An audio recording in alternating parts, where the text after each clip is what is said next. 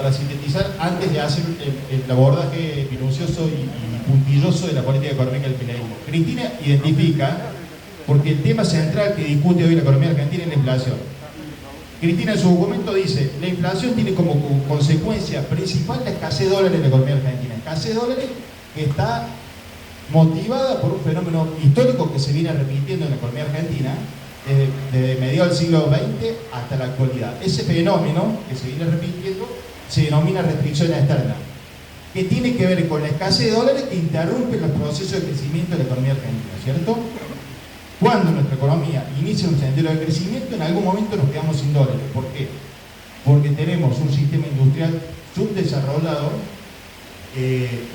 sin alcanzar el grado de desarrollo completo de sus distintas etapas, que demanda continuamente dólares que el agro, que nuestro sector exportador por excelencia, no alcanza a proveer, ¿verdad? Entonces en ese momento se produce la escasez de dólares, comienzan a producirse las tensiones inflacionarias, porque la inflación tiene relación directa en nuestra economía conforme a lo que muestra la evidencia empírica con la cotización de la divisa y con las expectativas en relación a la cotización de la divisa y en relación al valor del dólar, ¿verdad? Entonces, las tensiones inflacionarias aparecen cuando se verifica el fenómeno de la restricción externa, la escasez de dólares, que impide que la economía argentina siga creciendo. En ese momento, según el diagnóstico de Cristina, aparecen las tensiones en relación al dólar, a la divisa, aumenta la demanda de dólares, la oferta no es suficiente para satisfacer esa demanda de dólares, por lo tanto la cotización de la divisa se va para arriba. Ese incremento en la cotización del tipo de cambio tiene un traslado de precio que genera o que exacerba la inflación estructural que atraviesa la economía argentina desde la segunda mitad del siglo XX hasta la fecha. Entonces, en el documento, en términos analíticos, está identificada de manera muy concreta y precisa cuál es la causa principal del fenómeno inflacionario en la Argentina, que tiene que ver con la escasez de dólares que deriva de la restricción externa, que tiene que ver con el subdesarrollo de la economía argentina. Ese es el diagnóstico de los procesos del documento que ofrece el documento de Cristina en relación al proceso inflacionario que ha afectado a la economía argentina desde mediados del siglo XX a la fecha, ¿no? Identifica, en el documento identifica distintos periodos históricos, enfatiza lo que significó para la economía argentina en 1976. Yo me voy un poquito más atrás, 1975 con el Rodrigazo, porque la inflación de 3 dígitos en la Argentina comienza con el Rodrigazo, ¿no? Desde Perón hasta el Rodrigazo nosotros funcionábamos con inflación de 2 dígitos. La inflación de 3 dígitos comienza con el Rodrigazo. Recordemos que fue un brutal proceso devaluatorio que llevó el tipo de cambio, que devaluó el tipo de cambio casi un 200%, mejor dicho, devaluó el peso y elevó el tipo de cambio un 200%, lo cual generó a la postre un proceso inflacionario de 3 dígitos que continuó hasta el fin del alfonsinismo. La economía argentina convivió con inflación de 3 dígitos desde 1975 hasta 1989, con la excepción de 1985, en tiempos del éxito parcial del programa antiinflacionario de Surrey. Entonces, la inflación de 3 dígitos nace con el Rodrigazo en 1975. Lo que vivimos ahora con Milei es una devaluación de características similares a la del Rodrigazo. Ya vamos a hacer un repaso y vamos a explicar un poco las características de la política económica del Milei. Entonces, Cristina dice, en 1975-76 se interrumpió un proceso virtuoso de la economía argentina en términos de un sendero hacia el desarrollo. Cambia el patrón de acumulación, ¿verdad? La economía argentina deja de ser una economía sustentada en el desarrollo industrial o en la búsqueda del desarrollo industrial con preeminencia del mercado interno a la hora del funcionamiento de la economía argentina, y pasa a ser una economía atravesada por el patrón productivo de la acumulación rentística financiera, ¿cierto? Esto todos conocemos lo que significó eso. Bien, muestra el documento para contrarrestar la prédica de los medios de comunicación, de los economistas liberales en relación.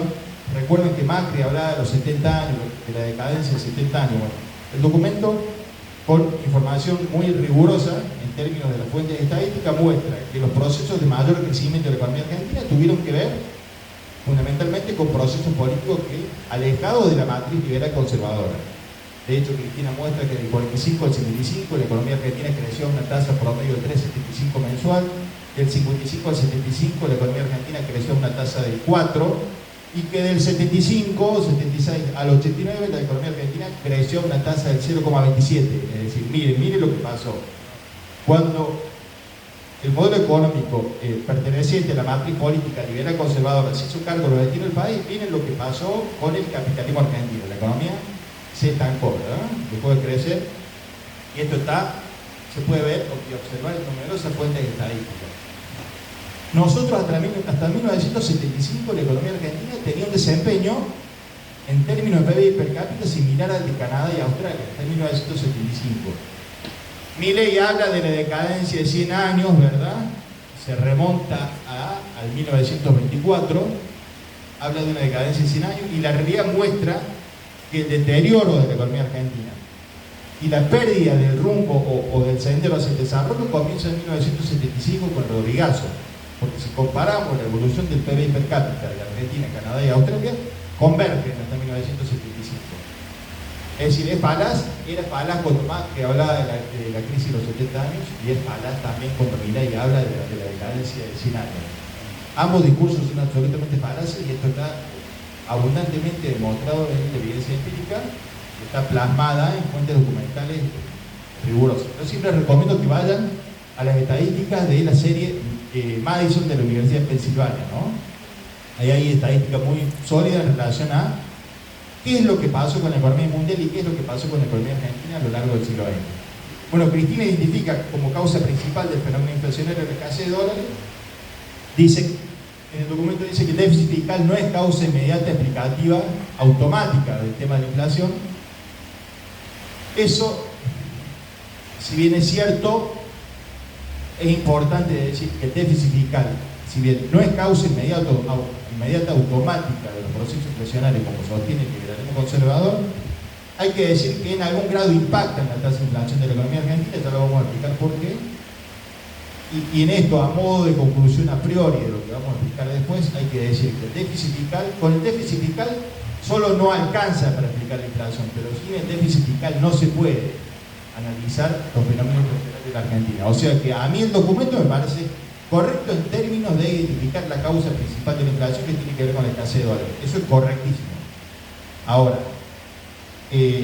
sería importante que los economistas del campo nacional y popular le demos importancia alguna vez a la cuestión del déficit fiscal, y te vamos a explicar por qué. Siguiendo con el desarrollo del documento de Cristina llega a la actualidad, pasa por el macrismo, menciona que el macrismo significó, en términos de la historia económica, el nacimiento del tercer ciclo de endeudamiento, o mejor dicho, se verificó el tercer ciclo de endeudamiento de la economía argentina, se verificó desde 2016 al 2019. Esa información por todos conocida, la economía argentina tomó una montaña de deuda en ese periodo, ¿verdad? Dólares que se destinaron fundamentalmente para abastecer la salida de capitales en el marco de una irrestricta y total apertura de la cuenta capital del balance de pago. ¿Qué es la cuenta capital del balance de pago? Cuando asume Macri, libera el cepo, recuerden, ¿verdad? El balance de pago, que es uno de los balances principales que tiene cualquier economía argentina, tiene tres cuentas. La cuenta corriente, en donde compensa exportaciones con importaciones. Tenemos la cuenta capital, en donde vemos los capitales que se van versus capitales que entran, ¿cierto? Y tenemos la cuenta financiera, que muestra la plata que nosotros le prestamos al mundo y la plata que el mundo nos presta. Esta es cuenta del balance de pago, que es el principal balance de una economía en general y de la economía argentina en particular. Macri, ¿qué hace? Y a la cuenta corriente lo referido a exportación e importación, y la libera un poco, ¿verdad? Permite que regule un poco el tema importador sin eliminar completamente aranceles, pero libera completamente la cuenta capital. ¿Qué significó esto?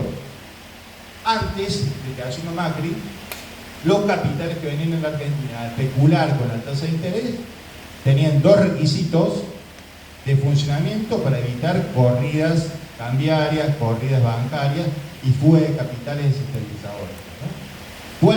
¿Cuáles eran esos dos requisitos? Bien, el capital, entraba un flujo de capital. Bien, yo inversor, yo soy el Banco Central, te digo, mira, el 30% lo vas a tener retenido un año.